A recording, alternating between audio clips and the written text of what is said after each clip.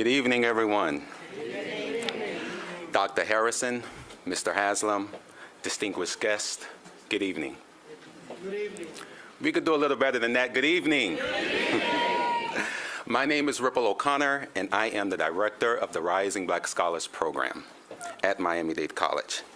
It is my distinct honor to welcome you this evening to the MDC Fireside Chat with Mr. Udonis Haslem.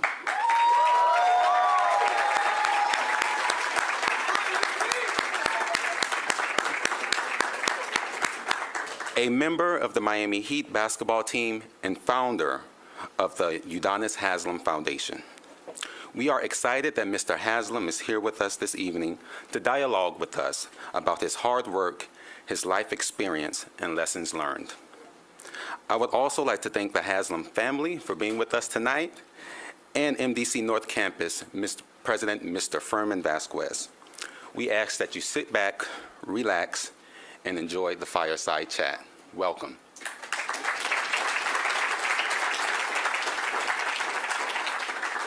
To begin the fireside chat, we are fortunate to have two outstanding hosts for the event this evening. I am honored to present at this time our first host, our distinguished and esteemed Executive Vice President and Provost at Miami-Dade College. Let's give a warm welcome to Dr. Malou C. Harrison.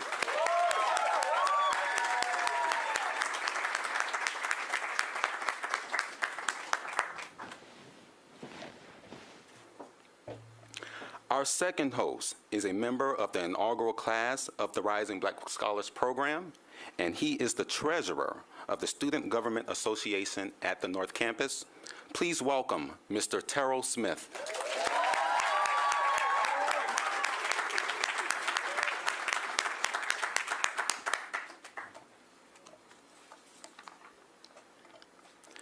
Now we will have the introduction of our special guest this evening by Ms. Rebecca Ojianwo, who is one of the members of the inaugural class Rising Black Scholars.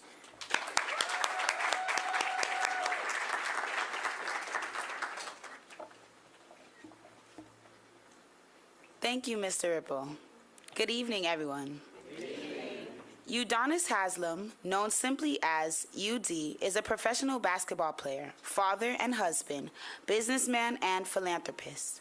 At 42 years old, the three-time NBA champion and co-team captain of the Miami Heat is now the oldest active member in the league. As the only underdrafted player to hold this long a career, UD's entire 20-year NBA run to date has been with the Heat, a distinction that currently makes it the longest streak by any active player with only one team in the league. UD's leadership, voice, work ethic, and passion on and off the court make him the embodiment of Miami Heat culture and a beacon in the city of Miami.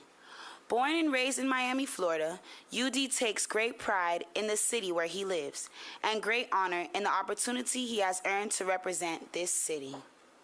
Throughout his life, UD has embodied the importance of lifting others up and is known by his teammates as a true backbone of the Miami Heat and the real Mr. 305. Through good and bad times, UD has proven to always be there for his teammates, and in turn, he has worked tirelessly and played that same role with the Miami community at large. UD resides in Miami, Florida, and is a proud husband to his wife, Faith, and father to three sons, Udonis, Elijah, and Josiah. Please join me and give a warm Miami-Dade College welcome to Udonis Haslem.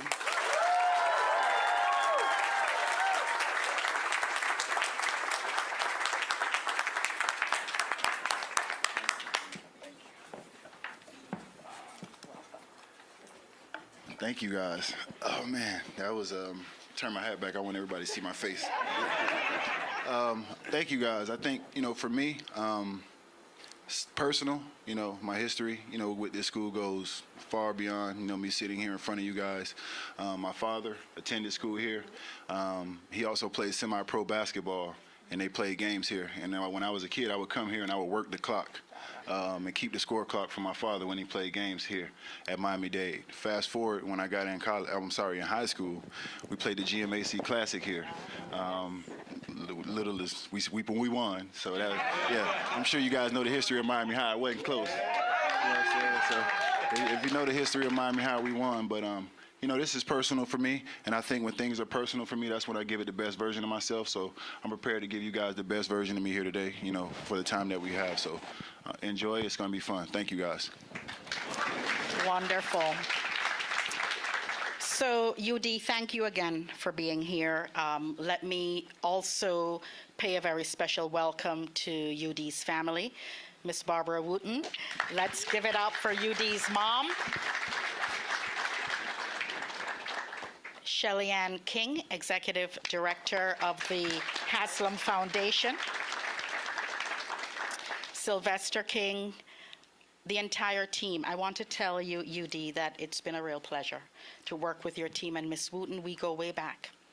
And what you may not know is that since 2019, your mom and I have been working to bring you here.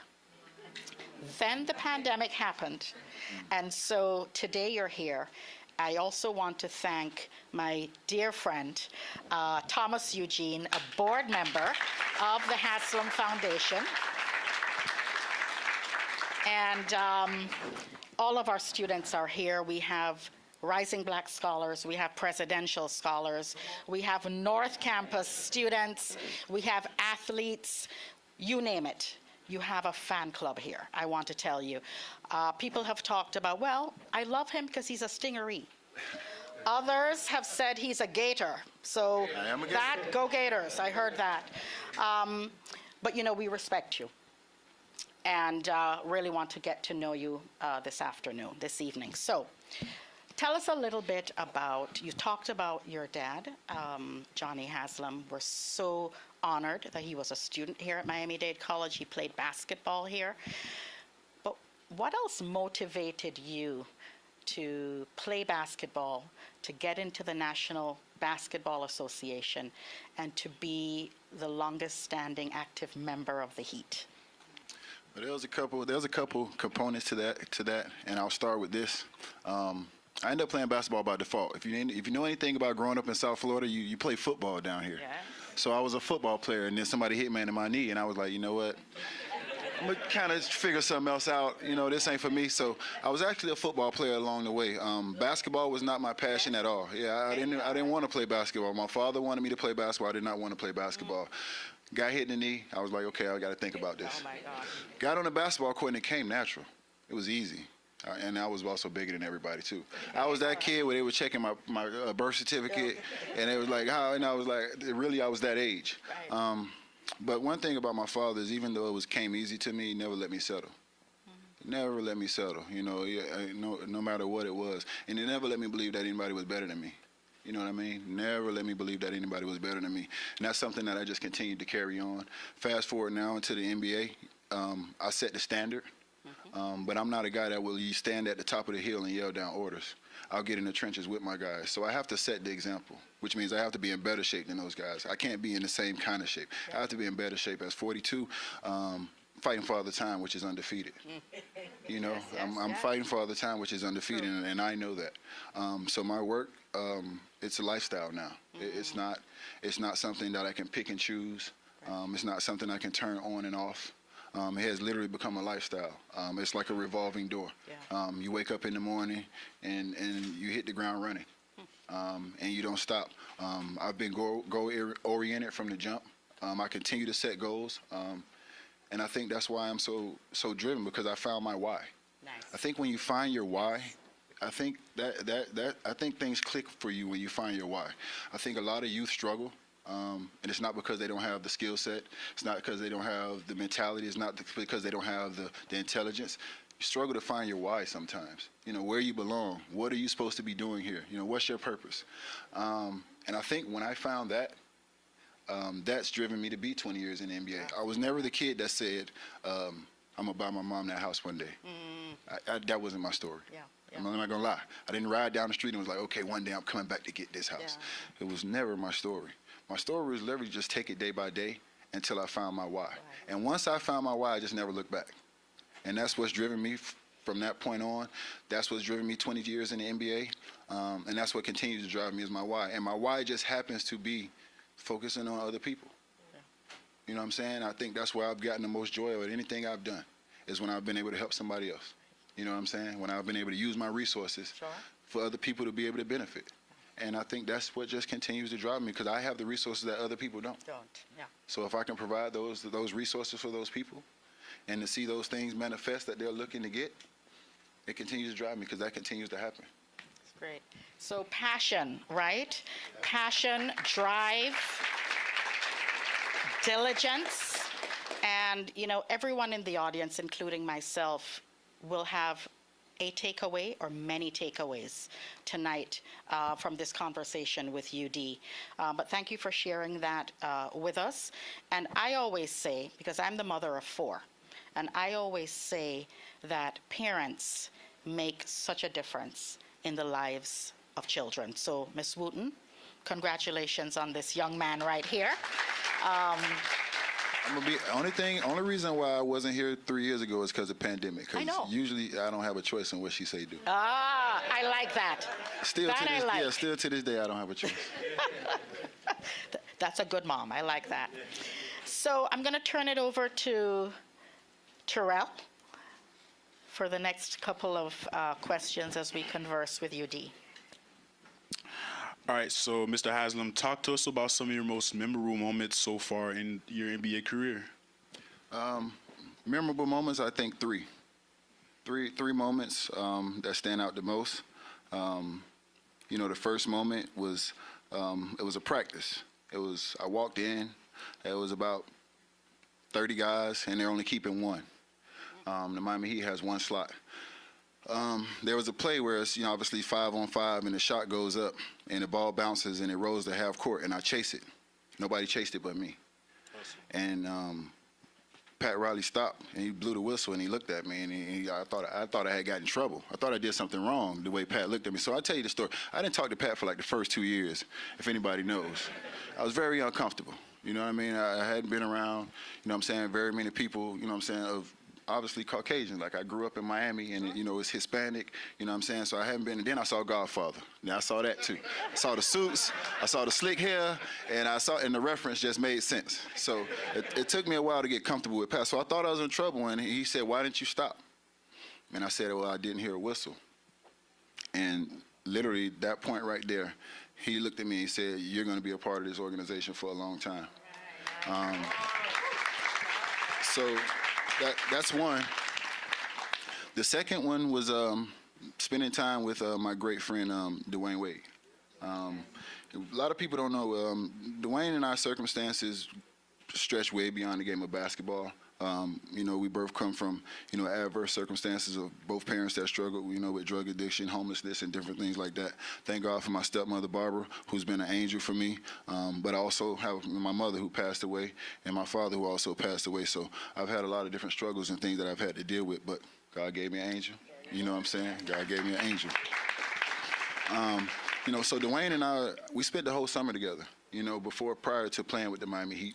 And that was a summer where I really gained a brother. You know what I'm saying? I think, you look for people that, can relate to you in some of your most, difficult times, and you look around and, oftentimes you feel alone in those times, and there's nobody that can relate to you. There's nobody that you can talk to that understands. I had bumped into somebody that understood. And we kind of, build a bond and a relationship, throughout that. The third most important moment is my very first championship. My very first championship with Miami. If you think about the biggest underdog story and you talk about what Dallas had done, what Dirk Nowitzki had done in those playoffs up until that point, I wasn't given much of a chance. We weren't given much of a chance. And then especially when we lost those first 2 games to go down 0-2 in that series. I think what people don't understand is I'm from Miami. We don't fear nobody. They don't understand I went to Miami High. I tell people all the time. I tell people all the time, as much as I love the Miami Heat, I've been a part of a culture long before I stepped in the Miami Heat organization. It was an accountability thing with Miami High way before I got to the Heat. You know what I'm saying? So those habits stuck with me. I had to face the people that I grew up with if I didn't step out on that stage and perform. and my boys gonna let me know. They brutally honest. They brutally honest. So when I stepped out there, I literally had the whole city on my back in a way that drove me to be successful. And those are the three things that I think that I will always remember about, my journey as far as starting with the Heat and where I am now. There are so many more memories, but those things really stick with me. We all have stepping stones, right? There are always episodes in our lives that we use as a foundation to move forward, take a few more leaps forward. And so I'm sure everybody here can think of those times and those instances where you can say, you know what? That was memorable. And from there, I was able to move off to various other endeavors and accomplishments. So thank you for that. All right, so next question is, we have witnessed all your hard work through the years, and we're happy with all the news that you'll be back for your 20th season with the Miami Heat.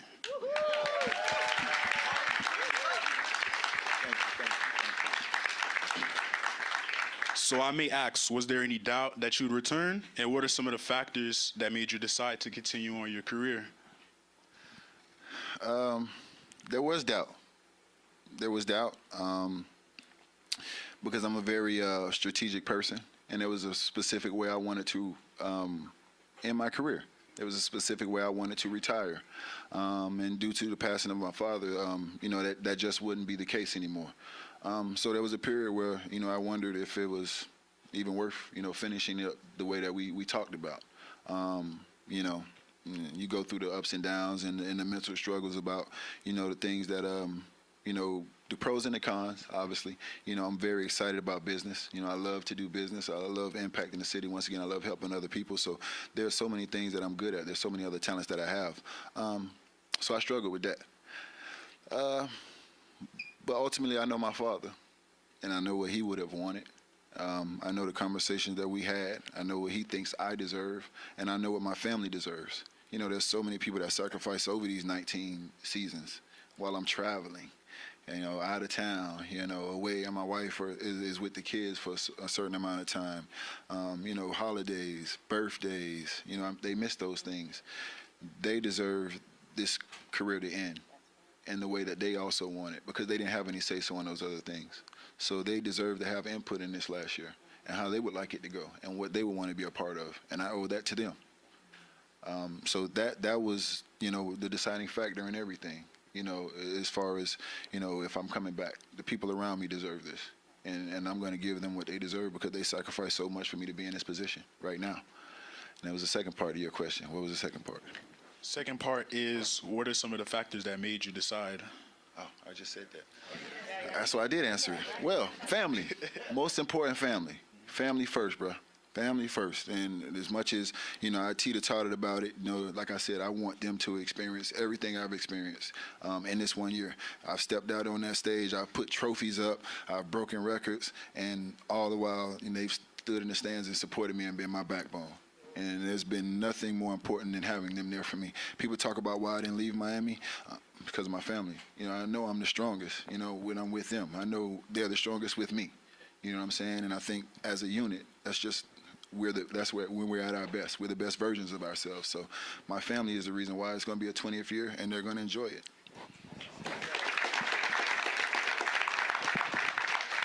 So family is so important. And we know that from the introduction, you have 3 sons. So Johnny Haslem, Udonis Haslem, your 3 sons, are they going to be basketball players, basketball greats like their dad? What's the outlook for them? So I never wanted any of my kids to play basketball. You're crazy, you know what I'm saying? Because I'm just so... I'm a little crazy. So when you want to win when you want to be a champion, you have to straddle the line of being a little crazy and a control rage, and it gets intense when you want to be a champion. That's what I'm trying to explain to y'all. And I don't want to put that on my kids. I never wanted to put that on my kids. So I never wanted my kids to play basketball. I put my oldest son in football because I'm a football fan. So he's in college right now, University of Cumberland. I have a middle son. He's playing baseball. Baseball just happens to be my favorite sport right now. We started out, I was like, okay, you want to play baseball? I know where to take you. Let's go to Hialeah. Take you out there. We know where to take you at. We're going to take you to Hialeah. Now he's at American Heritage playing baseball. And I have a youngest son. He just has the basketball bug. Out of all my kids, when my kids used to go to the family room during the basketball games, he would go play basketball. He would sit in the stands. He's never left my side when it comes to basketball. And he's really pretty good, and I hate to say that because he's cocky. He's a little cocky, and he's pretty good. So I do have one that plays basketball, but all my kids are playing different sports. I have football, I have baseball, and I have basketball. And baseball has become my favorite sport to watch. It's become my favorite sport to follow, and I'm really excited about their future. You know what I'm saying? I'm excited about their future and the opportunities that they have in front of them, and I'm excited that they're doing what they want to do. Exactly. Yes. That's what they want to do. You don't have to do what I want you to do. You don't have to do what the world thinks you should do. You should do what you want to do, and I support that. Be your own self, have a mind of your own, have that passion, and go after it. Yes. But that's great to hear about your sons. But if you're going to do it, you got to go hard. That's right. Don't waste Yes. Don't waste my time. Don't waste your time. If it ain't for you, we'll find something else for you to do. Yes, we understand that. Yeah. All right. You're a mentor for your teammates, and sometimes it seems like you're coaching your team from the sidelines. And as I also try to mentor some of my younger Rising Black Scholars, talk to us about that mentorship and being a role model to your Miami Heat teammates. I think the mentorship and the role model thing it goes both ways. It's a partnership. I think it's a partnership that I have with these guys, and I think that's what people don't always get a chance to see. It's a give and a take. You know what I'm saying? There's no way I'm sitting here at 42 in this kind of shape if those guys aren't driving me. You know what I'm saying? It's just not possible. I wouldn't have that I'm crazy, but I ain't that crazy. I wouldn't be able to push myself that way. But when I walk in there with those guys, you know what I'm saying, they look at me as I'm 25, and I have to perform and run and jump and look like I'm 25. The other part of that is I appreciate the fact that they take my input. You know what I'm saying? When these guys walk in, I think if everybody knows about the Miami Heat, we have the most undrafted players in the NBA. We had 8 undrafted guys this year, and we were 1 shot away from the NBA Finals. 8 undrafted guys and 1 shot away from going to the NBA Finals. And that's something to be said about that.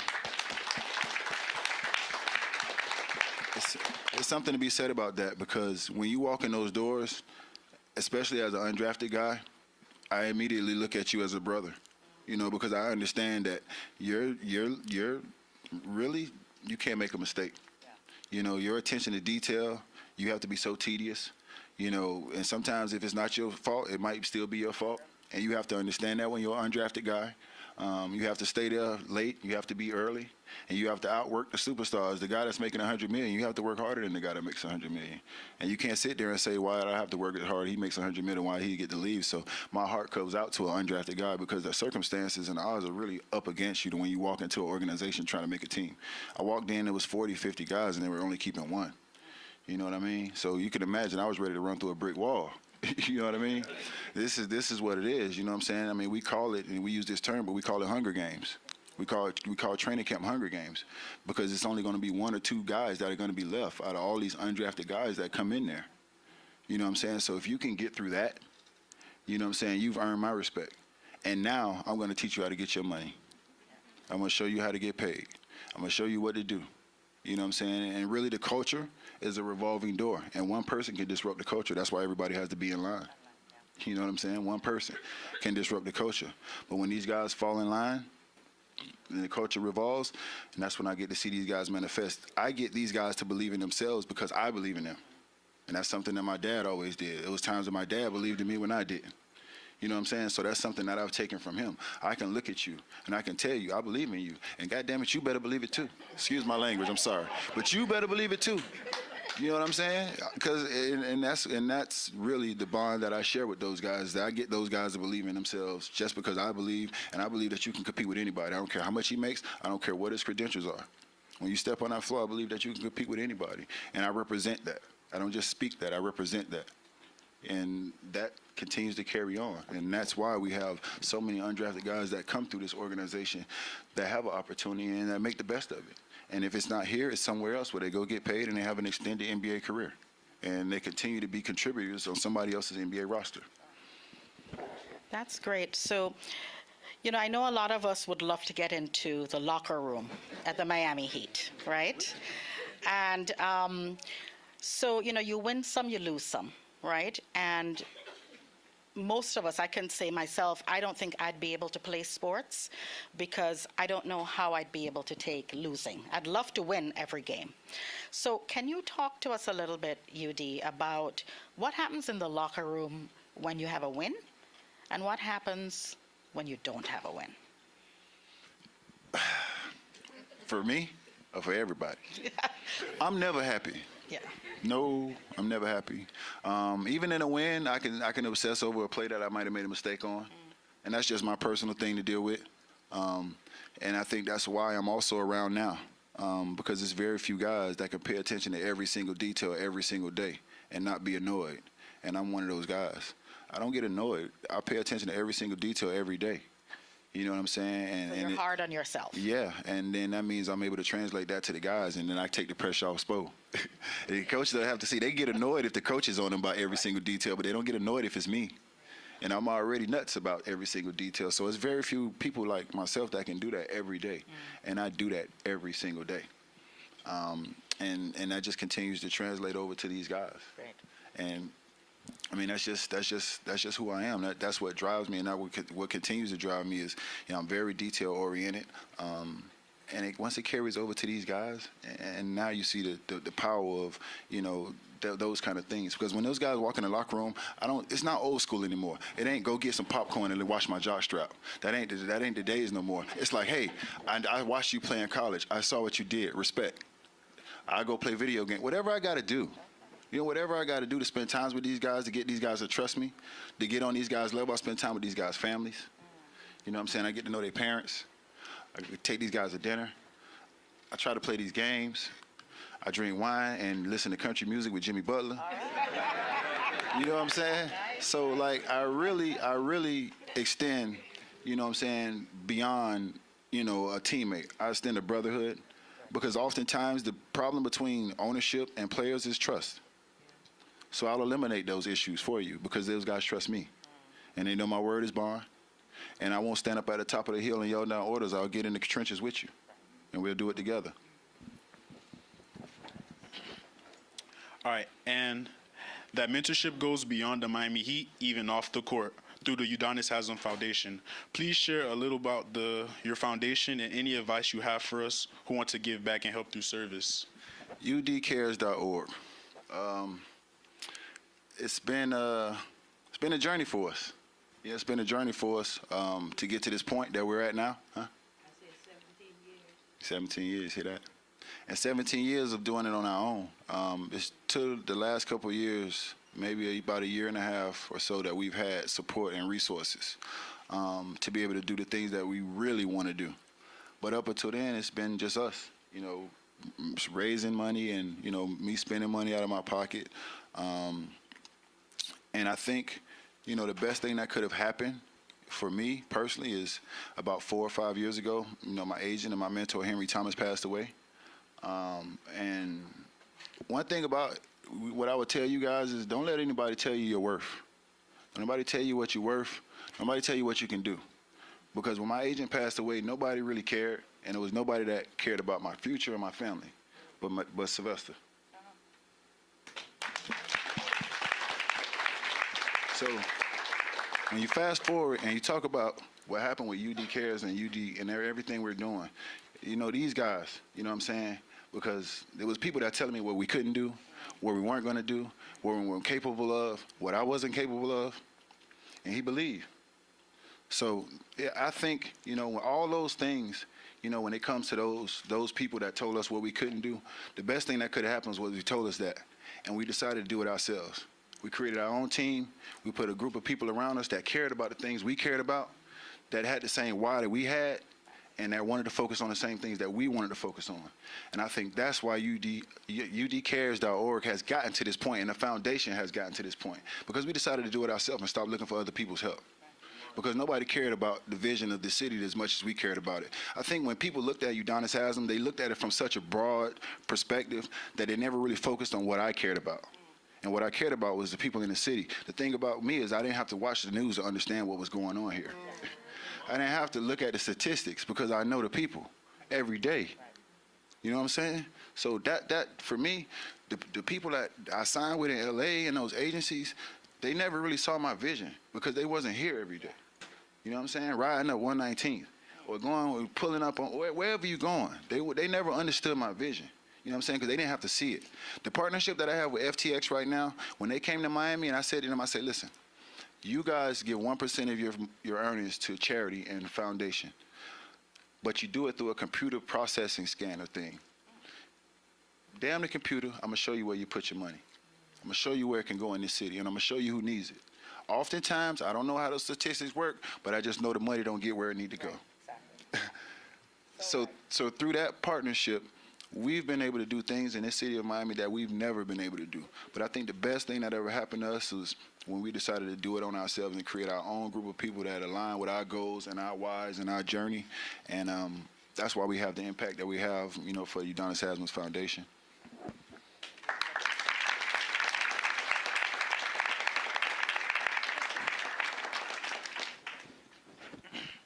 So, as a minority student myself, even though we have a single-stop program at our campus, you know, sometimes students are afraid to get mental health-related issues because of the stigma and stereotype. Please share with us the role that a healthy mindset and physical wellness has had on your professional and personal career. And you see UD's T-shirt, right? And UD, we also know that you're doing a lot of work with Judge Leifman. So please talk to us about that as well.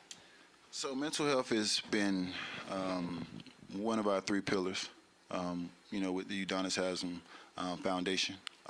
We want to really focus on mental health. I think, you know, my mental health has been challenged tremendously, you know, and I only stand before you now because of the support of the people around me and once again, like the resources that I have. But I do understand that everybody doesn't have the support that I have and everybody doesn't have the resources that I have. And once again, that's been my journey, is to bring the resources to the people that need it. Through the partnership and working with Judge Leifman, we're in the process now of building a 8th floor drug rehab and mental health facility. So through the first 6 floors, you'll literally be going through the program. Once you get to the 7th floor, you'll be an outpatient where you'll be able to get jobs. We'll facilitate jobs through a lot of my jobs and things that I have. And once you get to the 8th floor, you're pretty much doing everything you want to do. And we also have housing, so we'll facilitate you into the Udonis Haslem housing projects. We have a couple housing, affordable housing projects that we're working on. So we literally, if you can get through this program, we'll literally facilitate your life. But it's going to take work, and it's not easy. But that's something that's near and dear once again to me, and it's very, very personal to me, and that's when I give it the version of myself that's the best, because I have a mother who struggled through drug addiction. And I understand, you know, what that does to a family, and I understand that that's not the person, that's the drugs that also takes over the body and the mind a lot of the times. I also have a friend that struggles with drug addiction. I also have a friend that struggles with mental health, and I understand just the vicious cycle with that. You know, the resources, the jails don't have them. Okay, it also costs more to put him in jail.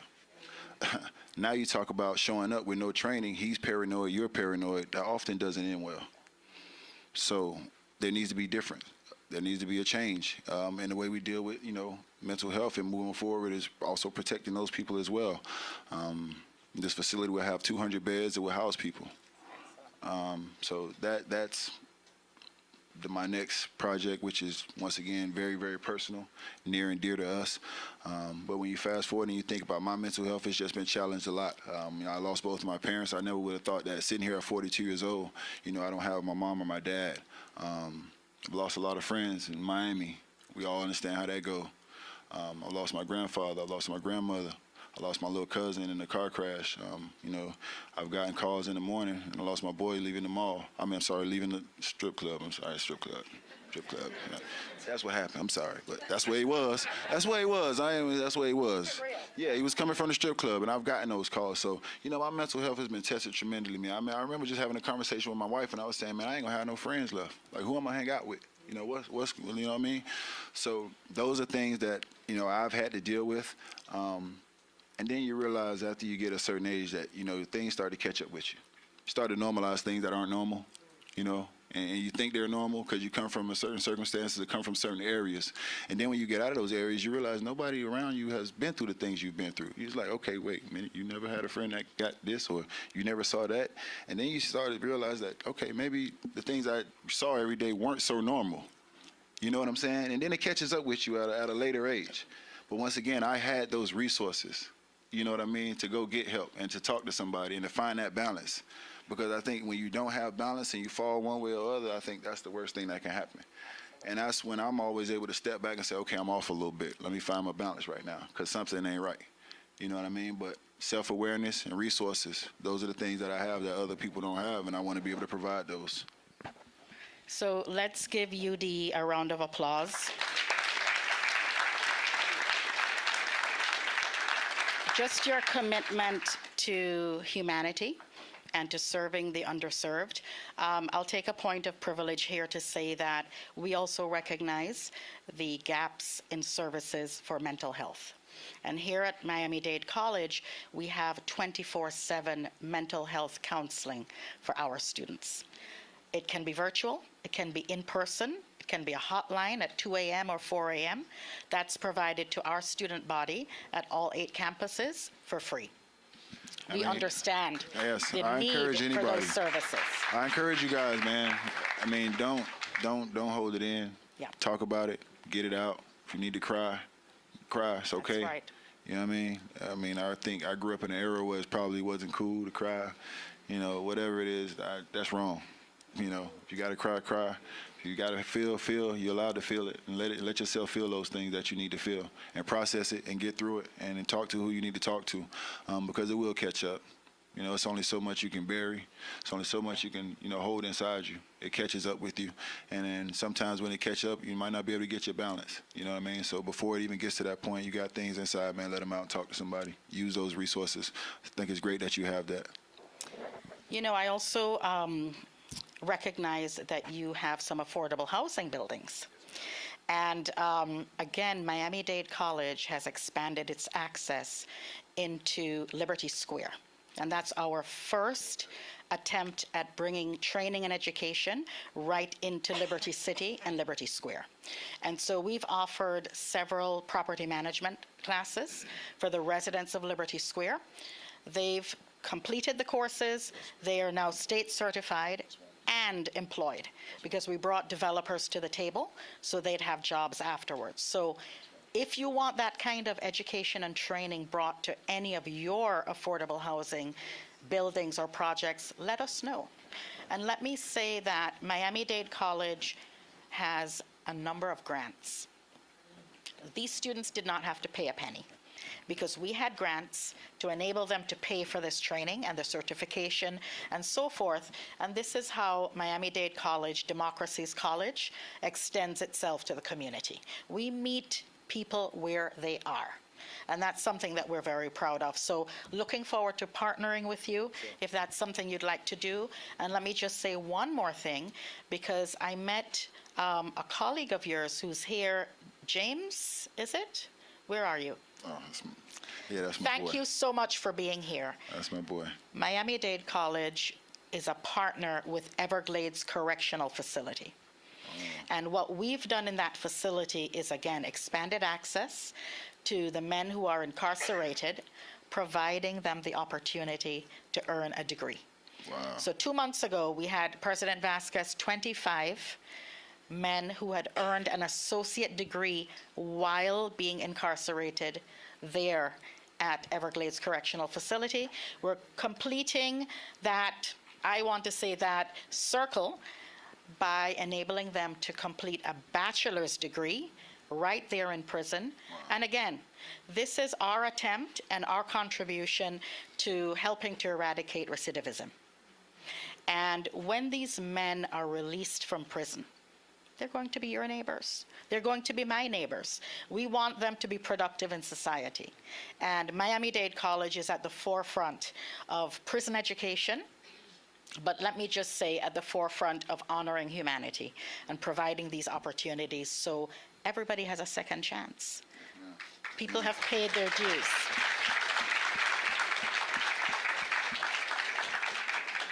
So I wanted you to know that. I don't know, you're going to hear much more about Miami-Dade College because guess what?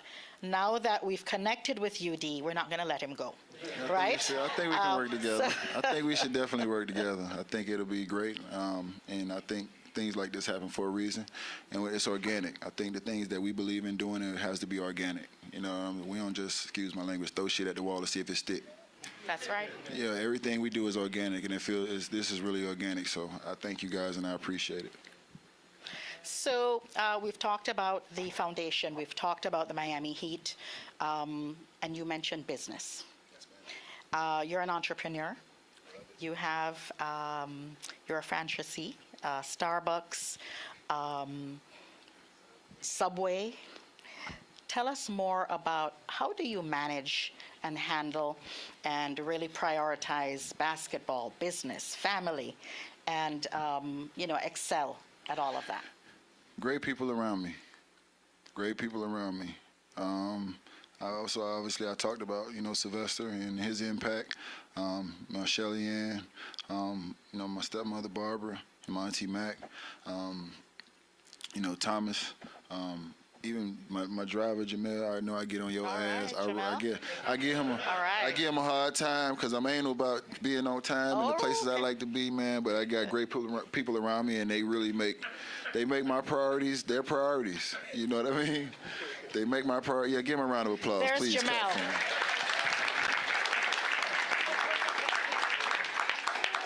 They make my priorities their priorities. There's no way I'm able to do all these things and be good at it and be successful without having good people around me. And when I'm sleeping, they're working. You know what I'm saying? And I value that. I value that. I'm not the type of person that thinks that I can do this, that, and the third. I understand that you are better than me at this. This is what you do well. Teach me. I would like to learn that. You know what I mean? And I value that about everybody, that's on my team. There's times where me and Sylvester have a meeting for 2 hours, and it's an hour and a half afterwards, and he's explaining stuff to me.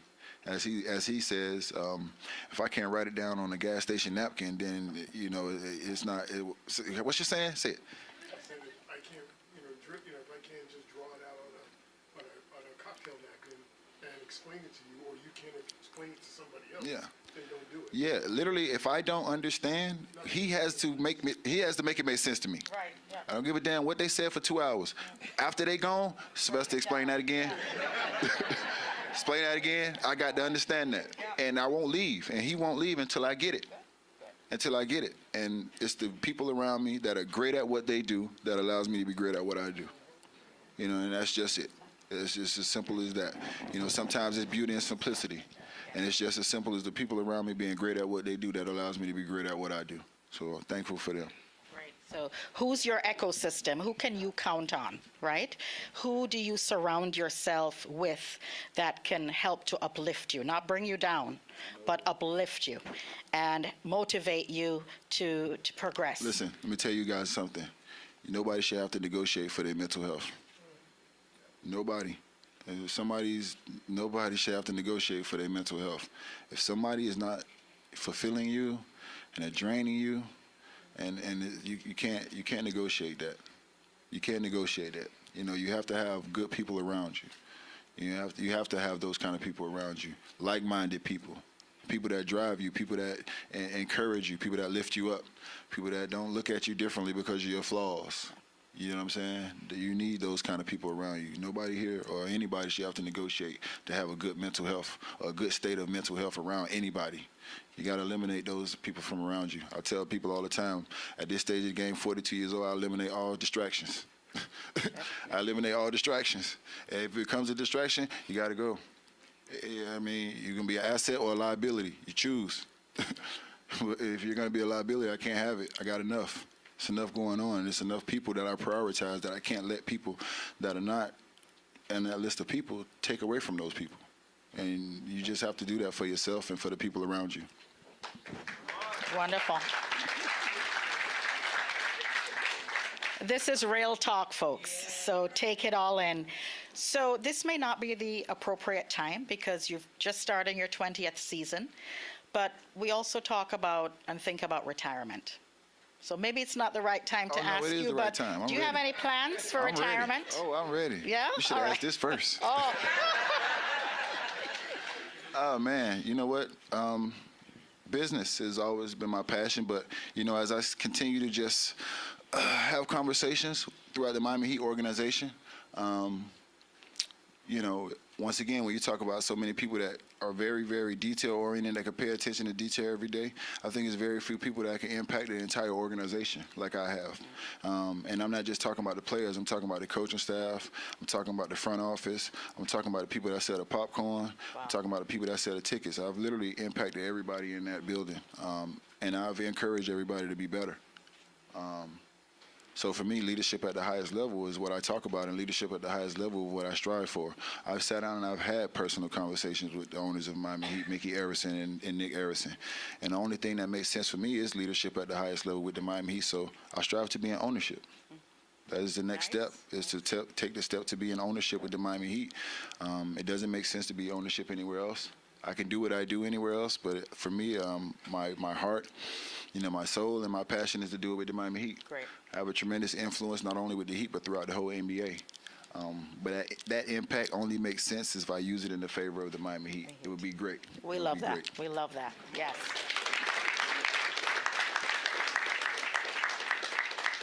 So we're coming up on the 6 o'clock hour, and so happy to see a full house here, UD. A full house came out to see you tonight and to hear from you.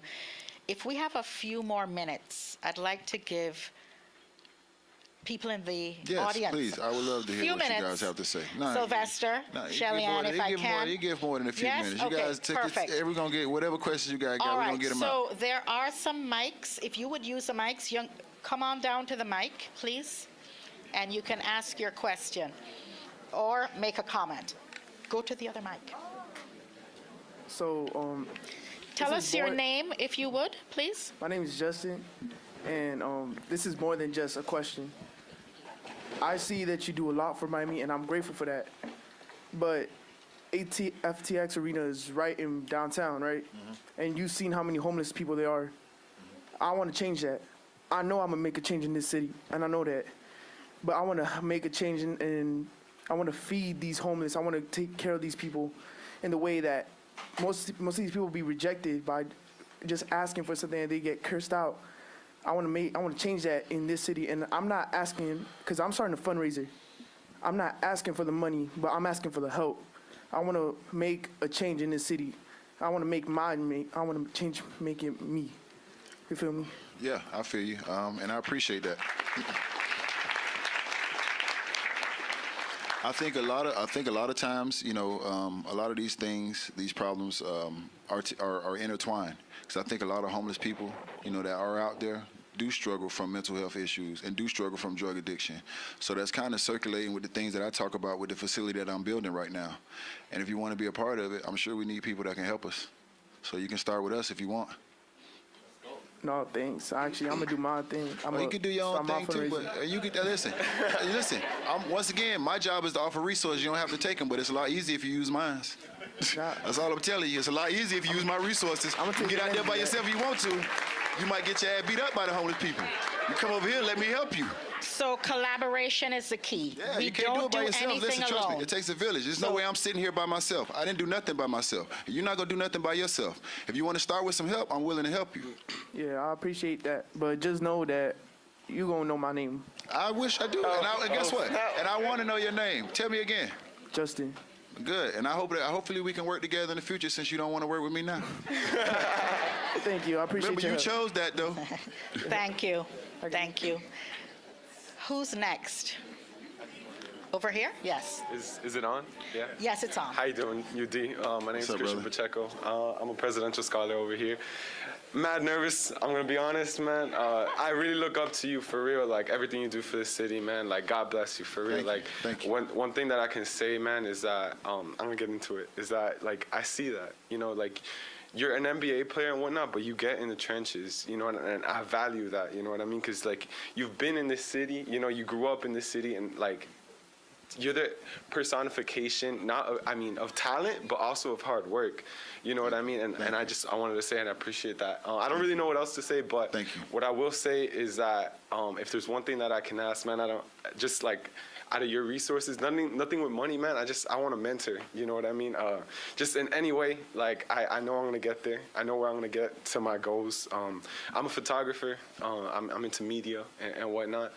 I just want to get there, and the NBA is my passion, and I'm actually like, and one specific question that I was thinking about last night to ask you, and honestly, the fact that I'm even asking you is pretty crazy.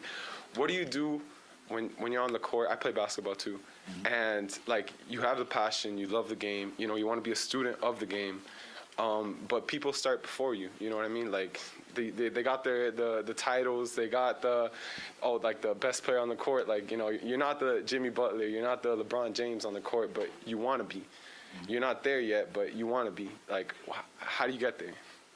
You know, so obviously hard work, you know, putting in the work. But secondly, what I will tell you about anything when it comes to that situation is you got to be able to enjoy somebody else's success. Absolutely. Even if you strive to be in that position one day, you got to be able to enjoy somebody's success genuinely, not fake. You got to be, if you don't, you'll be miserable. Absolutely. If you don't, you'll be miserable. You don't control your minutes in the NBA. You don't control the plays that are being called. There's very few times you're really going to control the role that you play. So you can have a miserable career if you're focused on somebody else and what they're doing. You have to focus on you, putting in your work, focus on being a winner and impacting winning. Because if you win, if the team wins, I'm sorry, then everybody wins. Absolutely. But you have to really be able to enjoy other people's success, and that's two things. That's one thing we preach at the Miami Heat is enjoying somebody else's success and leadership at all levels. It doesn't have to be me. It doesn't have to be Spo. You can be a leader, but if you're not having a good game or you focus on the position that you want to be in and not the position that you're in, then you can miss out on an opportunity to help somebody else or be a leader in a role when somebody else needs you to be a leader. So I would say just focus on enjoying somebody else's success, man, and putting in your work, and things will manifest for you on and off the basketball court. Absolutely, I agree. One last thing, I know I'm not. I'm so sorry, but I talk a lot. A part of what I want to do at this college and as a presidential scholar, it's big to me. I know, like, we don't want to get into too much of it. I'm a Christian, you know what I mean? And I believe, I don't know if you are too, but I know you do talk about God and whatnot.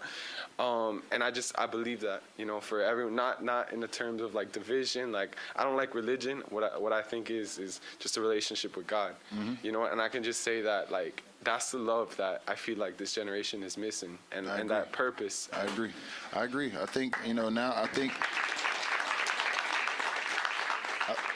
agree 1,000%. I think the best way to lead is through love and bringing people together. I think trying to lead through fear and intimidation and separation is terrible, and I think that's a lot of that going on right now. I think our leaders need to start bringing people together and lead with love. Yeah, I agree, 100%. Fear and intimidation and those things like that are not good ways to lead. Thank you. We'll go to this side. Hello, my name is Tristan Martin. I'm Hello. on the women's basketball team at the Kendall campus. And like my whole life, I've been playing basketball. I learned from watching my dad play in college, and he played overseas for a little bit. And like, especially now, I just want to know like what you did, like how you were able to get through the mental aspect through injury. Because I've seen it with my dad, my brother, and me myself have been going through a lot of injuries and just having to not do anything but watch, just the mental aspect of it. So about 10 years ago, I had a Liz Frank injury, which is an injury I had never heard of before. I tore my 3rd, 4th, and 5th metatarsal. It's a very, very bad injury.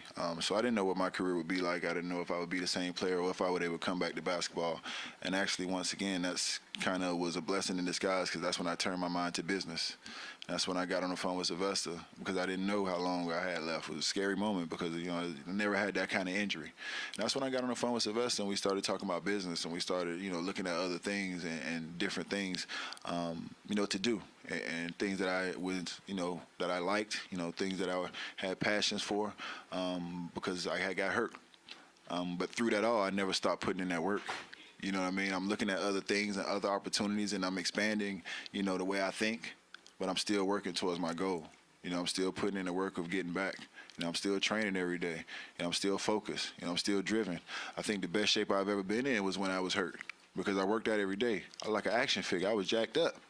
You know what I'm saying? So, like, throughout that, I found other things that could possibly be a path for me if I don't heal the way I need to heal and if basketball is not, in my cards. But I also put that work in to get back to where I wanted to go. So I kind of was multitasking. You know what I mean? And I think that's what you should do. You should put that work in to get back to the level that you want to get to. But I also think you should start looking at other things and other opportunities that might be out there for you. Because at the end of the day, whether you get to those things now or later, basketball has to end at some point. You know what I'm saying? And you can never start too early at looking at, your future or evolving or the next step or the next phase. So, it might be a blessing in disguise. You're having a couple injuries and a couple knickknacks here and there. As you're rehabbing and as you're getting back to the point you want to get to, it might be an opportunity to look at different things and say, okay, at some point this is something I might want to do and I might want to get into and start educating yourself on it. Okay, thank you. Hello, UD. My name is Marlon Melvin. I'm the second cohort of the Rising Black Scholars, as well as the Vice President of Minorities of the Future. I wanted to ask you, throughout your career, have you faced diversity, and how did you deal with it? Yeah.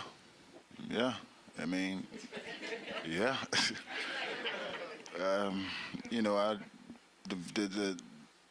When I walk in certain rooms, to have certain conversations, I'm sure I'm aware of what they probably see, what they think about, and we love it.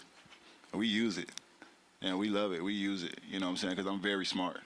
I tell people that all the time. I just look like this. That's what I say. I just look like this. I'm very smart. I'm very intelligent. You know what I'm saying? So we've experienced everything that you can think of when it comes to that point.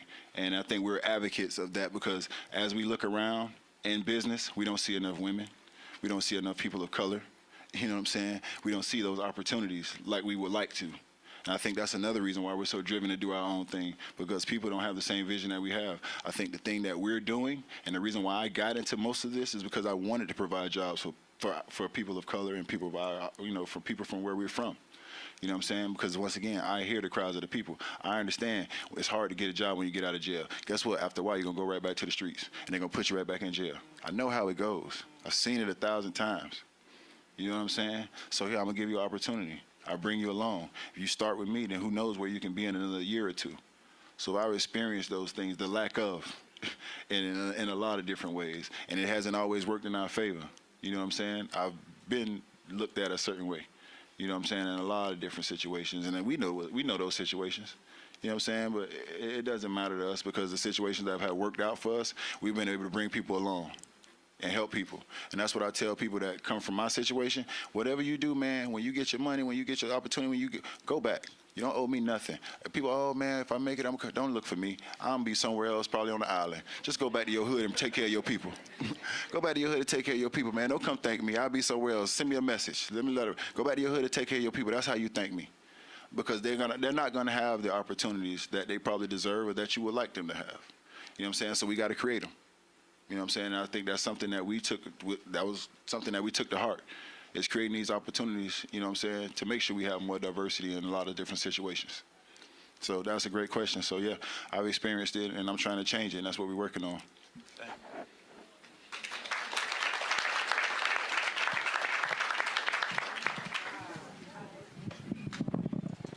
I'm sorry, it was too high. Hi, Udonis. How are you? Hello. How are you today? Good. Hi. My name is Briche. I'm a singer. I'm a Rising Black Scholar here at Miami-Dade College. And I already got my business certification. So like you, I'm really passionate about entrepreneurship and doing things for the community and giving back. And with that, I'm also very passionate about music. And I just wanted to piggyback on something that you said earlier about being hard on yourself. And how, at a certain point to get better, you have to kind of be crazy about the things that you like.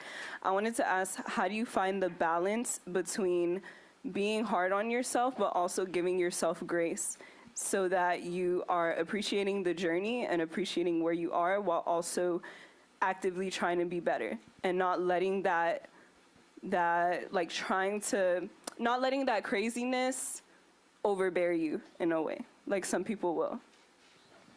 Great question. It's a beautiful question. And what I'm gonna tell you is very simple, but it's the truth. My therapist, Dr. Tooman, told me when I wake up in the morning, say 10 good things about myself. So when I wake up in the morning, I say 10 good things about myself because I know throughout the day I'm gonna be mad as hell about something. I'm just being honest. I do. I wake up in the morning and I start my day saying 10 good things about myself. You know what I'm saying? I try to say 10 different things. I don't try to say the same thing every day. You know what I'm saying? So that's how I start my day. And that's how I try to keep my balance. You know, when I wake up, I start my day by saying 10 good things about myself. Because throughout the day, I don't have control of the things that are probably going to happen. And I don't have control about the way that things are probably going to make me feel. So I start the day off by being my own biggest fan and give myself 10 good things to say. So maybe you could start with that, but literally that's what I started with too, because I'm always, frustrated and mad about something, and I'm never meeting the expectations that I hope. And I also got to understand that everybody doesn't have the same drive that I have, because I'm a little bit nuts. So that drives me crazy too when I don't see people working as hard or as passionate about something that I think they should be passionate about. So I start my day with saying 10 things good about myself. Thank you so much. You're welcome. Hello? Yes. Hello, my name is Vladimir. Funny enough, I've been watching you all my life, literally for about 20 years. I'm about 22. And throughout your years as a basketball player, as a fan, or even as a mentor to other, basketball players, I gotta ask, what's something that you notice in players in the locker room, on the court, in the basketball training and different stuff, that you notice is the most important thing for getting to that goal? Trust. I think, like I said, I mentioned that earlier, I get these guys to trust me because oftentimes these guys don't have trust because everybody only wanted to be around them because of the talent that they had. You know what I'm saying? You're cool because you can play. Your AAU coach takes care of you because you can play. People allow thousands of followers on Instagram because you can play. You might have a couple buddies that you grew up with that are still around, but for the most part, it's people that are around you is because of who you are and what you can do. When these guys come here, you know what I'm saying, I immediately take an interest in them as a person before I even talk about all that other stuff. Like I said, once again, I step in and I acknowledge you as a man, and I show you respect, and I get into your family and your history, and I allow you to trust me, and I trust you. You know what I'm saying? And once we develop that trust, I think the basketball stuff is easy and it's secondary. You know what I'm saying? But I think the hardest part is getting that trust, and that happens between players and organizations all the time. You know what I mean? I think it's not talked about enough, but that's a big issue. You know what I mean? So I bridge that gap. As soon as you walk in, I bridge that gap, and I allow you to trust me. I allow you to trust that I want the best for you, regardless of what the organization says. You have my word. I want the best for you. I'm going to tell you what's best. Sometimes I might not tell you the same thing they tell you. That's between me and you. I'm going to tell you what's best for you. You know what I mean? And that's one thing those guys respect and they love about me is I'm always going to keep it honest with them. I'm going to tell you the best thing for them. So you would say trust would make or break a team? Oh, yeah. Hell yeah. Facts, for sure. I think, the fact that, we have unbelievable trust, unbelievable character, is the only reason why you can say we were one shot away from the NBA Finals last year. With 8 undrafted guys. Like I said, the love and the aspiration, everything that we have for each other. We build those symbiotic relationships. Like I said, I go drink wine and listen to country music with Jimmy Butler. I go play video games with Bam. I go whatever with Tyler Hero, whatever he want to do. So I'm like, I build these symbiotic relationships. So when we step on the basketball court, you're going to fight for me and I'm going to fight for you because we care about each other. You know what I'm saying? We're not just showing up to punch the clock at 9 to 5 and going home. We build a relationship. We build a bond. There's an expectation. There's accountability. You know what I'm saying? And when you have those things, before you even step on the basketball court, it just translates over and it makes it easier for everybody to react and do the right thing and be there for one another. Appreciate it. Hi. I had a bunch of questions that, after hearing you speak, that I wanted to ask you for myself, but I have a friend named JD back in Jamaica, and he wanted me to ask you a question. Okay. So his question is, moving into the NBA as an undrafted player, how did you go about developing yourself to become the heart and culture of the Miami Heat? What values would you say got you to become all that you are today? Okay, so when I told y'all I was crazy, So when I went to France for 9 months, I stayed on American time. So I would sleep during the day and I would stay up all night because in my mind I was not going to be in France my whole life. So it was just a pit stop to get me where I wanted to go. So when I know. So that when you talk about going to extremes, I went to extremes. Like I didn't sleep at night. I literally took naps during the day, and I stayed up all night because I never wanted to get on French time. I'm not finna allow myself to be on their time. I'm not finna allow it. I would not lose. You know what I'm saying? Yeah, seriously. I would not. I would not get on French time. I'm not staying here. I will be here for these 9 months, and I'm going back to the USA and playing in the NBA. You know what I mean? So when you talk about like the things that I did, I went outside the box. I went a little crazy. You know what I'm saying? Like I said, people don't even understand. When we went to the NBA Finals in the bubble, I'll go back a little bit. When we went to the NBA Finals in the bubble, people don't understand. I didn't even sleep in the bed. I slept on the couch for 3 months. Like I was on like bunker mode. Like I was eating Campbell's soup. I had bottled water. Listen, I told my guys when we got there, I said, listen, we got to beat the bubble first. We got to beat the bubble mentally first. Most NBA teams are not going to beat the bubble mentally. I'm talking about they frying chicken, they want to play volleyball. I'm telling my guys, listen, they're going to lose because they think they're trying to make it like home. The first thing we need to do is make it not like home. Let's get comfortable being uncomfortable in the NBA bubble. The first thing we had to do was beat the bubble. So when you talk about like coming from like underdog circumstances or trying to get to the highest pinnacle of something, you got to think outside the box. You got to be willing to go where other people might not be willing to go. I ain't saying hurt nobody, but what I'm saying, I'm not saying hurt nobody, but what I'm saying is you got to be willing to think like what am I willing to do? What am I willing to sacrifice to get my goal? You know what I'm saying? And I was willing to go crazy and stay up all night and take naps during the day. You know what I mean? I took French class for like 2 weeks and I was like, I ain't doing that. You know what I mean? So, I did what I thought, was just necessary of training my mind. I'm big on mental warfare and just, mental toughness and mental tactics. You know what I'm saying? So I challenge myself mentally all the time. So I just challenge myself. You know what I mean? So when you talk about being an undrafted person and you want to get to the NBA, man, just challenge yourself to do and be tougher and stronger mentally than the rest because that's what you're going to need. Thank you. Thank you so much.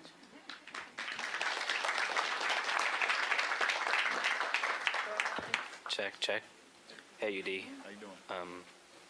So I'm a big-time fan of basketball, like playing it, like watching it, and definitely for watching Heat games as well.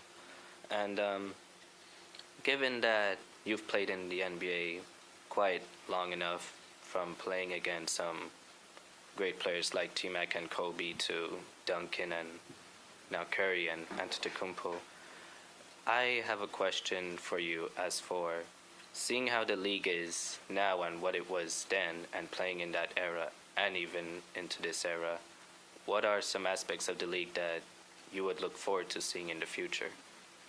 I mean, I love the range of the game now. I love the way they shoot the ball from like half court now. It's amazing. I mean, yeah, it's like crazy now. Like literally, as soon as a guy comes across half court, you got to pick him up.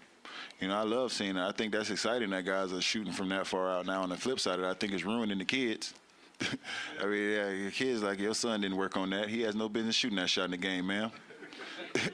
You know what I mean? So, I love to watch it on a professional aspect that these guys worked on that, and the skill set is so amazing that I can literally take one step across half court. I've watched Steph Curry take one step across half court, shoot it, and turn around and know it's going in. That's crazy as hell. How does he know it's going in and shoot it from way back there? But I've seen him do it, like over and over to know it's not luck. You know what I'm saying? So I think that skill set alone right there is amazing to me. I love the fact that guys can shoot with that much depth and with that much accuracy. I think it's exciting, and I'm looking forward to at some point somebody might shoot from half court. Like it's getting crazy. Like because now, like I said, literally guys are one step across half court and they launching it. You know what I mean? And you got to, and some guys that's in the scouting report. You got to pick them up. You know what I mean? So I'm looking for that to just continue to go. And the game is so much faster, so much faster. The athletes are so much better. You got a guy like Udonis, 7 foot, you know what I mean? I can go coast to coast in 2 or 3 dribbles and dunk the basketball. That's amazing. So, the athleticism and the accuracy of the shooting is what I continue to look forward to watching grow. Yeah, and sorry, but I also have another part to this question. Also given that you you're a Miami local, born and raised mostly, and for living in Miami for so long, given the direction of the city, given that I'm also born and raised here, what aspect of this city in Miami would you look forward to seeing, like improvements in the next 10 or 20 years or so? That's a great question. So, I mean, I was born in North Shore Hospital. I think we should start there. That's like a 2.0 hospital. That's one improvement we need to start with, because I looked on Yelp the other day and I was not happy with what the reviews of North Shore. But you know what? I think it's a great time to be in the city of Miami, man. Business-wise, you know, it's a great time. But I want minorities to benefit from that. You know, that would be, you know, in a perfect world for me. You know what I'm saying? You know, I have the opportunity to dabble in the business and to sit down with the mayors and the commissioners and the different people to understand, you know, all the things that are going on around the city. And I just want, you know, minorities to be able to benefit from it for some shape, form, or fashion. It's a lot of big business deals. It's a lot of money being moved around, and there's a lot of things being built, and a lot of things are, you know, manifesting in the city. And, you know, I just want, you know, minorities to be able to benefit, be a part of it, to be able to grow with it, have opportunities, and, you know, people put in the right situations to be able to continue to grow. You know what I mean? And, you know, that would be in a perfect world for me. And that's what we're trying to do on our end. And, you know, hopefully, you know, people can continue to do it on the other end of things as well. Yeah, that is all. Thank you, D. Thank you. Sorry. I like that shirt. Thank you. Hi, sir. My name's Maurice, and the question I wanted to ask for you was, so like being a wealthy black man, do you feel like you have like a responsibility to like give back to like the community, like people who are like lesser than you, so like homeless people or, you know, just. I mean, I have an obligation to the people of this city because I am the people of the city. I've never really disconnected myself from that. Don't really have security. Consider myself a man of the people. So I consider a person, because regardless of the situation or the position I'm in, my family and my friends have the same struggles as the everyday person in this city, and I feel that. You know, I can't disconnect from that. You know, that's what I feel. You know what I mean? So I hear it, I feel it, and I want to change it, and I have the resources and the opportunities to change it. It's not an obligation. It's just the right thing to do. I don't feel like I have to do it. I feel like I want to do it. You know what I'm saying? I tell people all the time, when you're confused about something, just try to get on the right side of it. You know what I'm saying? Right or wrong. Simple as that. Choose the right side. This is not confusing at all for me. You know what I'm saying? But this is something that I just want to do. You know, I want to do it. You know, it makes me happy. I enjoy helping people. And like I said, it gives me my why. Finding your why. When you find that why, what your why is, what your purpose is, you know, I think you give it the best version of yourself, and it just opens up a whole new world for you, and it just drives you even more. So this is my why. You know what I'm saying? I had to go all the way around the world, travel to France for 9 months to come back to Miami to understand this is what I'm supposed to be doing, and this is where I'm supposed to be. Sorry. Thank you, sir. You're welcome. Good evening. My name is Kimberly Downer. Good evening. My name is Kimberly Downer, and I'm part of cohort 2 of the Rising Black Scholars. So to start out, let me just say thank you, because like I watch you countlessly, and seeing you play each and every time is amazing. The thing that I wanted to say is basically this is my first year in college, and I'm one of the first people in my family to actually go to college. But thank you. Thank you. So as I get more and more into like being at Miami-Dade and like getting into different clubs, trying to keep up with my work, I find myself struggling. Keeping up with like people that's going away to college that are my friends, or even like staying in touch with myself. Like I wanted to ask basically, how do you find yourself finding the equilibrium of between your social life, things that you do with like playing different games, or even just how do you find like a balance? Yeah, that's a great question. That's a great question. For me, I'm gonna tell you what I do. I give all I got until I time to take a break. And I don't feel bad about detaching for a day or two. And if you're my friend, you should understand that. If you don't, then you ain't my friend. I'm gonna be the best I can for everybody around me as long as I can. But if I need a day or two, and you can't understand that, then I don't know if you care about me the way you say you do. You know what I'm saying? And once again, at this stage of the game, eliminate all distractions, sweetheart. If it's a distraction, it's not allowing you to be the best version of yourself, somebody making you feel bad because you taking a step back to get your balance, they not for you. They not for you. They for themselves. You know what I mean? So be the best version of yourself. Give as much as you can give, and don't be ashamed. Don't feel bad if you need to take a day to yourself, to self-care. Get your nails done, whatever you want to do. Yes, yeah, for sure. I'm about self-care. I go get masks and all that. I put the stuff under my eyes. I get my feet done. Yeah, you deserve that. So if it's a day that you want to do that, you deserve that. You don't owe that. You don't owe nobody no explanation for that at all. And if they feel like you do, then they're not your friend. And it's just that simple. Thank you.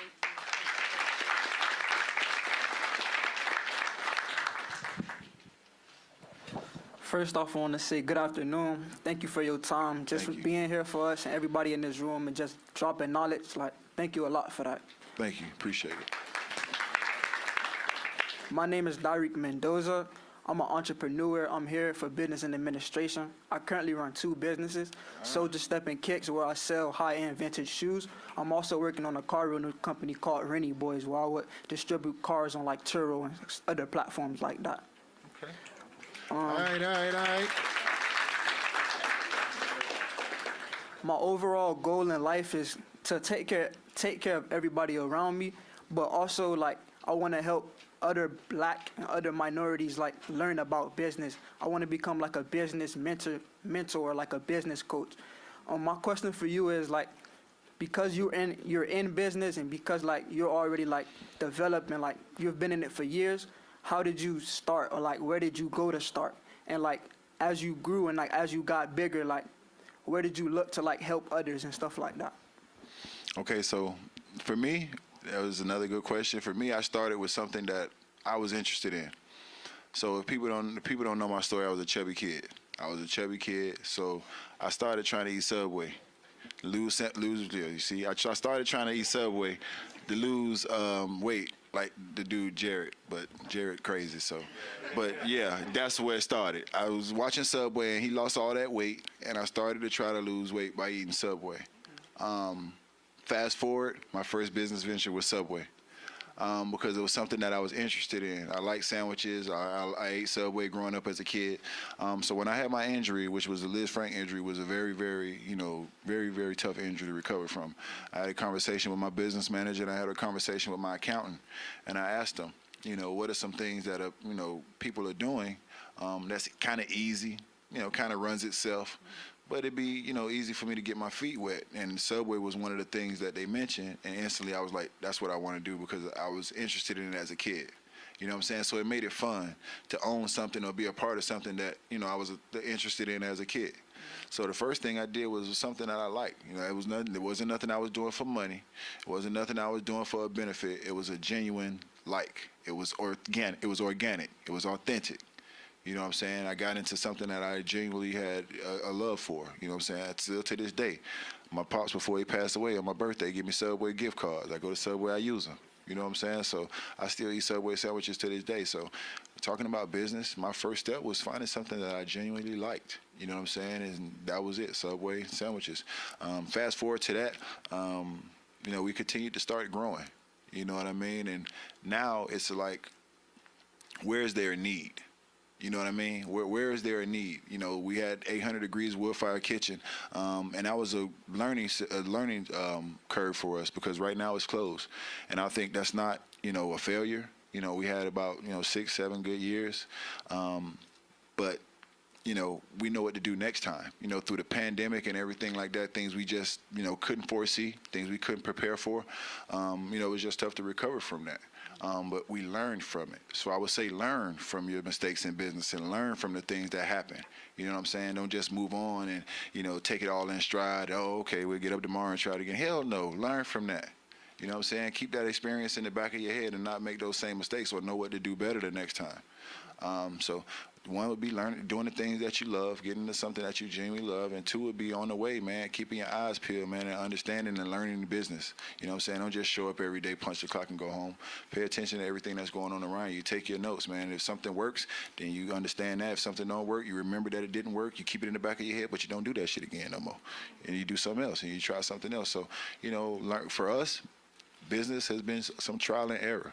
You know what I mean? But, we've learned from our mistakes. Also, another thing, I feel like a lot of minorities or like a lot of young entrepreneurs, I feel like from where I come from, like I'm from Liberty City, like Liberty Square, around that area, and like I've witnessed a lot, like you say, like from being in Miami alone, like you're gonna go through some things, and I've learned from a lot. So I say like a lot of black people, I don't want to say black people, but like a lot of, people like us, they don't know that entrepreneurship route. They don't know how to start a business. They don't know how to take that lane. They don't know how to find that. And I want to be able to make that more accessible, or like more, accessible for people like us, people of color, not just, We was just, I would say, and we was just over by Liberty Square the other day. We was just riding by there. So you wouldn't even know. I still ride through the hood, man. I was just over there the other day. But what I will tell you, when it comes to, stuff like that, man, and showing people don't know I never been to South Beach until I got in the NBA. Like, I had never crossed the bridge to even know what was going on over there. So you're not the only one who, go through that. Like, my vision, and I tell Sylvester this all the time, is people only know what's going on around them. When these kids walk out their doors every day, they know what they see. They only know what's in that little area when they walk to school, when they come home, and that park they go to, and the people they hang out with. And they don't even know it's a whole nother world out there for them. So it's our job to show them. You know what I'm saying? So I agree with you 1,000%. You know what I mean? So first thing you got to do is handle your business. So then you can get an opportunity to go back and show the people that's in your hood, where you come from, the other side of the bridge. Because that's what I'm trying to do. Thank you, bro. Thank you. Hello, UD. My name is Shamori Fancher. I'm the SGA president for Homestead Campus and also the first cohort for the Rising Black Scholars. Hey, good job. Hello. I first want to say that my favorite Subway sandwich is the meatball marinara, so yeah. Yeah, it comes through. Yeah, I like that too. If I was to ask you questions about mental health, I would be here all day. But the question I would like to ask you, what do you do when you're lost? Because, sometimes you feel like you want to talk to a lot of people, but they don't understand where you're coming from. And you expect them to understand where you're coming from, and all they can say is, it'll be okay. And then sometimes you feel like it's not okay. So what do you do in times like that, your darkest moments? I got somebody who I call. If I don't call my stepmother, I call Dr. Toomer, who is somebody who I speak to. Well, my stepmother, Sylvester, or Dr. Toomer. Those are my three, pillars of people who I, lean on the most. My wife too. A lot of the times, but I think she probably just so used to me ranting and raving, she don't know what's serious and what's not by now. I just come ahead and lay everything on her, so she don't know what to take serious or what not, poor lady. But I have my outlets. I have my three outlets. It's two of them right here, and Dr. Toomer is my third one. And I think you create your outlets, your three people, or maybe your two. It might not have to be three, or maybe one, but you got somebody. You know what I'm saying? That's not going to have any judgment. They don't have no opinion, because sometimes you don't want to hear no damn opinion. Just want them to listen. You know what I'm saying? I hear somebody got a damn opinion all the time. I don't want an opinion from you. I just want you to listen today. You know what I'm saying? That's all I need. Don't say nothing. Yeah, so, you got to have your three people. If I don't want no opinion, I ain't calling Barbara. I'm just letting that be known now. She gonna tell me what she feels. She gonna give me her opinion every damn time. She don't care. Yeah, she don't care. She don't care. If you don't want to hear you, why you call me? That's what she gonna say. So I know if I don't want no opinion, I just want somebody to listen. I'm gonna call Dr. Toomer because that's what I pay him for. You get paid well. Just listen, brother. You know what I'm saying? So you have your outlets of people who, just listen, and you can depend on those people at all times. 2 o'clock in the morning, those people going to pick up the phone, and you're going to do the same for them. By the way, don't forget to, they turned it off. Oh, don't forget to tell me where you got your shirt from. Mr. Porter. Mr. I remember, Porter. MrPorter.com. Okay, thank you. I told you I was going to remember. Hello, UD. I just want to say I'm a big fan of the Miami Heat. Thank you. I've been watching you guys for the past years, and you're actually one of the role models that I look up to, especially your loyalty to the city of Miami. Thank you. And my question is, the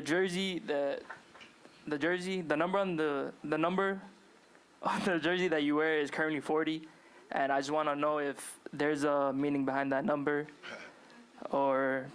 They paid you to ask that question? Nah. Because I don't know, as a kid, I played soccer, and my number was 5. Question. And it was because of my brother. My brother used to play soccer all the time, and I looked up to him, so I kind of took that number from him. Yeah, I was wondering if you had something similar. Yeah, it's sentimental value. So it's 2 things. Number 1 is my father wore number 40. He was a Northwestern Bull, played for Northwestern in high school. Okay, here we go. And then obviously he played here, but number 40 was his number. So that's to represent my father. And number 2 is a lot of people don't know is I'm not the original first player from Miami to play for the Miami Heat. If anybody knows, the original first player from the Miami Heat was Tim James. Tim James from Liberty City went to Northwestern, played for the University of Miami, got drafted for the Miami Heat. He wore number 40. So I represent Tim as well because he was the first original, you know what I mean, to come from the city and to play for the home team. So that's paying, tribute to my father, obviously, who wore it in high school, and paying a tribute to the original, hometown kid that put the jersey on for the Miami Heat, who was before me. All right, thank you. That's all. Thank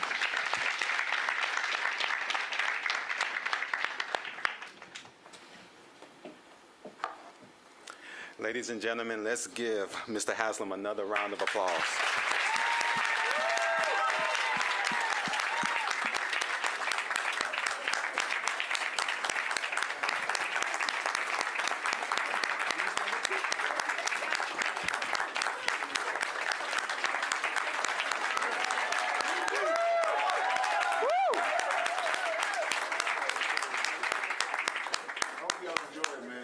Yes. I enjoy it, man. Yes. I enjoy it, being open, honest. I enjoy intimate atmosphere. I don't like a lot of crowds, a lot of loud talking. You know what I'm saying? So this was fun. This was enjoyable, man. I really appreciate connecting with you guys, opening up. I hope you guys learned something about me. I hope I was able to help. Yes. I stand here in front of you, 42 years old, with the things that you think will make somebody happy. But if I don't have my mental health, none of that matters, and I'm not happy. You know what I mean? So that's extremely important, man. And I know everything you guys are going through right now at this young, tender age. It's a lot. It's a lot to manage. It's a lot to juggle, man. But people care. There's people out here and there's resources, man. Please take advantage of it. And once again, man, I don't know what everybody's dealing with or what everybody's going through, but I tap into my social media, man. If you have questions, ask me, DM me. If I catch it, I'll send you an answer. At some point, you will hear from me, and I'll give you that answer back, man, because I do care. I do care what happens. I do care about you guys' future. I do hope you guys reach the goals and dreams that you guys want, man. And good luck to y'all, man. I don't want to Much love. squeeze this in there, but I have to. I just have to. Because you're a man with a business mindset. I'm Jay Vaughn, by the way. I'm a freshman here. I'm a law major. I wanted to know specifically, if you're starting up a business, an organization, a club, or anything, what's the best advice do you give to yourself? What's the affirmation do you say to yourself every day to keep you motivated? For business or just for myself?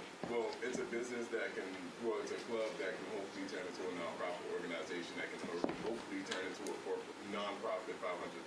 I mean, when I wake up every day, or the things that I say to myself, Well, maybe it'd be better if I give you some background. So the club I'm trying to put in Miami-Dade is called Generation Heal, and the Heal stands for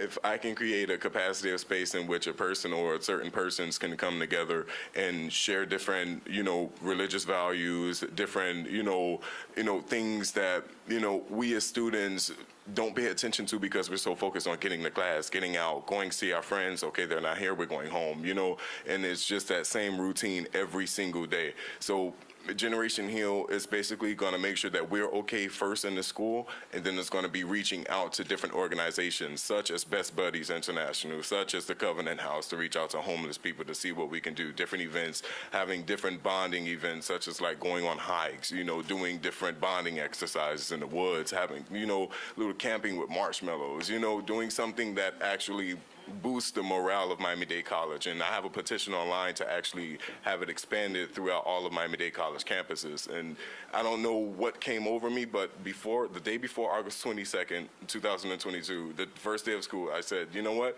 I'm going to create something here that's going to be memorable and it's going to be accessible to everybody. Thank you. I think that's amazing, and I think it's other students that probably feel like you and have those same ideas, and I think you should connect with those students. I think you're not the only one that feels like that and has those ideas, and I think by you saying that, I think other people heard that. You know what I'm saying? I think the best thing you could have did was say that on the microphone so everybody heard it.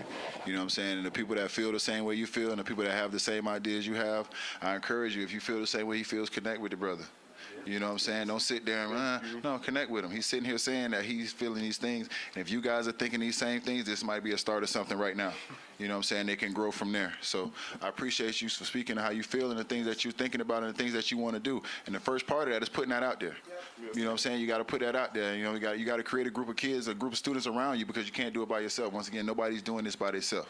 You know what I'm saying? So everybody coming in here talking about the things they want to do, you know what I'm saying? Create your team, because what I had to do was create mine. You know what I'm saying? When I realized that people weren't taking my goals as serious as I was, I had to create a group of people around me that felt the same way I felt about the things that I were passionate about. And guess what? It wasn't the huge company out there in LA. It was just a small group of local people. You know what I'm saying? And that's how it started. And look where we are now. So start with your group. You know what I'm saying? Start with your tribe, and then grow and go from there.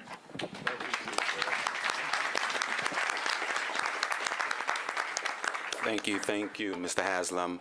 At this moment, I would like to call one of our hosts, Terrell Smith, and on behalf of Miami-Dade College, please join me for this token of appreciation.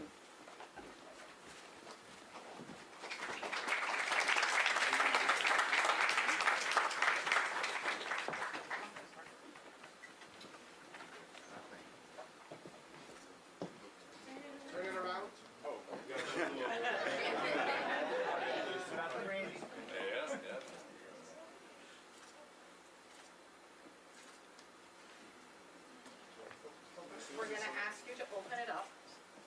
Let's see what's in there. Not a tissue paper.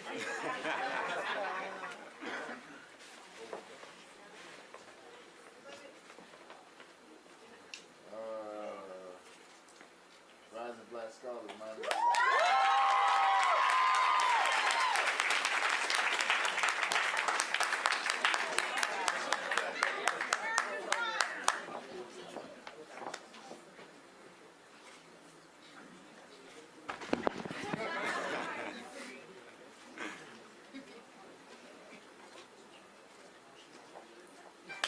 Thank you, guys. Yes.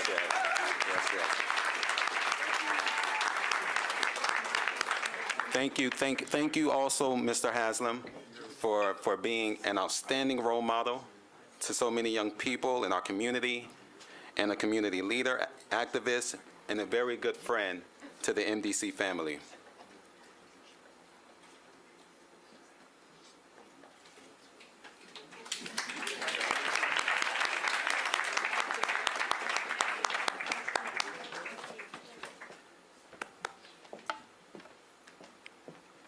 Yeah, Mr. Haslem, I just want to say thank you for coming out this evening. You are a true example of what Sir Winston Churchill said many years ago. You make a living by what you get, but you make a life by what you give.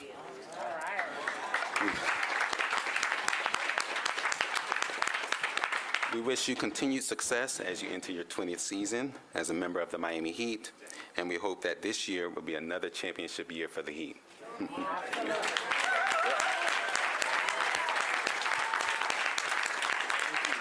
So I want to thank all of you for coming to tonight's event. Please join us outside for a light reception outside, and have a great evening. Thank you all.